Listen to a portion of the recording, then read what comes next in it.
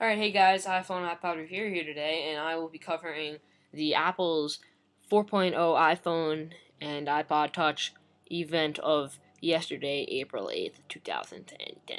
Okay, so multitasking is something they're finally bringing in, which is a little pointless at this point, because they should have done that like 4 years ago when it first came out. Now, I want to say a quick little thing, because this picture just happens to be in this spot, but it is backgrounding.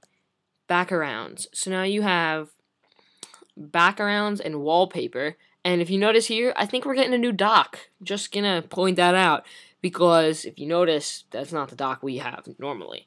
So another picture of it is when you double press the home button down at the bottom, a little prompt dock thing will come up down here with showing all the applications that are open. I'm pretty sure you get to scroll through them, but there are no pictures or anything assuming that yet. So the next thing is backgrounding audio. Excuse me, guys. Backgrounding audio, which you can use your music in the background, just like Slacker Radio or Pandora is what they kept. What other people were saying is, it's basically you can use other applications like Pandora. So basically, Pandora, I'm guessing, is going to be one of the biggest things used here. I don't know. I would go with Slacker, because I like that better. But voice over IP, which is Skype calls, you can now receive them from backgrounds. And when they're in the background and not being used, it's like a sleep mode. So it won't be using as much, but it will be using a little bit of memory. But we'll never know how well that will work. So backgrounding audio is just basically so you can listen to music while browsing the internet or anything you like. And here is just pictures of Skype calls, so you can slide to answer your Skype call how you would normally get yourself a Skype call, or a call, I should say, on a normal phone. It just says slide to answer. There you go. And you get it in the middle of the games, and it shouldn't interrupt your game, but just makes a little pop-up. And here they have Apple push notification services. This is another thing they decided to talk about. The third-party services used to have to go through an Apple push notification service before it went to your phone. And every iPod or phone was in there in a list of the service party that went through their services, and just a big list. And now it just gets pushed right from their services. So they're getting rid of basically the middleman here, and it's going directly to your phone instead of going through Apple, which will be nice you will get it faster, and it won't have as many bugs and slow your phone down. And folders, a new little technology that if you have a jailbroken iPod, again, it should have came out when 2.0 came out, you get folders, or even 3.0. Shouldn't have to wait till 4, it should came out when 2 came out. Now, folders is something so you can categorize it. Now, if any of you have a jailbroken device, which I have a feeling most of you might, it's called categories, which you can use to categorize your applications. It's very simple, which is also folders in another sense. And it's very simple. You just drag it over, and you get to name the folder and drag others into it, but that's basically that. Now, next thing is the unified inbox. So you have all your inboxes in one, so you get all your emails in one, which may not be good for people that have spam emails, but why do you have that on your phone in the first place? Good question. Next thing is multiple exchange accounts for I forgot the name of them. Microsoft Exchange email accounts. And fast inbox switching is another thing. Threaded messages. That was threaded, yeah. Open attachments with apps, which will be finally nice, because if any of you noticed and you tried to put it in a PDF file through your email, you can never use it because it wouldn't run because of Apple. Now, the next thing we have here is iBooks. Many of you may know about the new iPad's bookstore called iBooks. It's very nice, simple, easy to use. I don't know any other ways to describe that, except it's going to be great. It's just a bookstore. It won't be as probably nice on the iPhone because it's a little screen, and it's so small. It's like a little notebook, but the iPad itself has a nice one, so who knows. But in this, you're going to be able to, now you can be able to sync any books you want between any Apple devices that have iBooks. So any iPhones, any iPods, any iPads you own without having to rebuy it, because that would just be annoying and pointless, because you wouldn't want to buy it a second time. Now, another thing is a preview of the Game Center.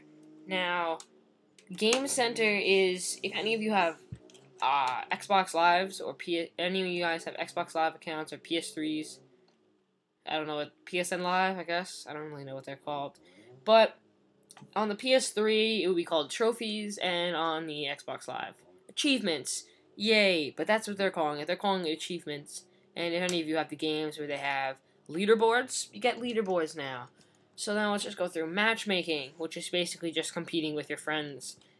Or if any people here play Halo, it's very simple.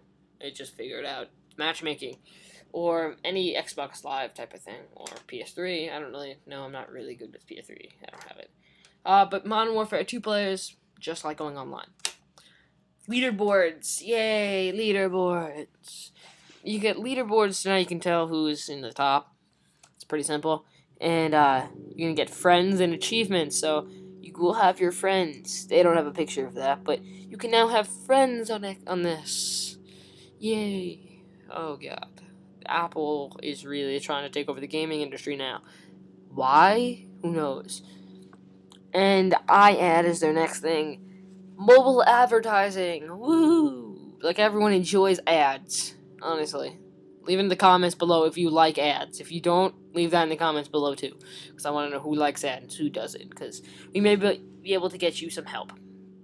But now from the iAds, you're going to get interactive, any emotion ads. Woo. And also, you're going to be able to get ads that keep you in your app. So if any of you guys said ad mob, no more Safari ads, just loaded in the app. Built into the iPhone OS. Woo. Apple sells and hosts the ads, which is I don't know how great that's going to be. Apple is very cheap. Now, 30%, sorry, why did I say 30? 60% of revenue from the ad revenue goes directly to developers, and 40% of the ad revenue goes to Apple. I have a feeling Apple will be making a lot off of this.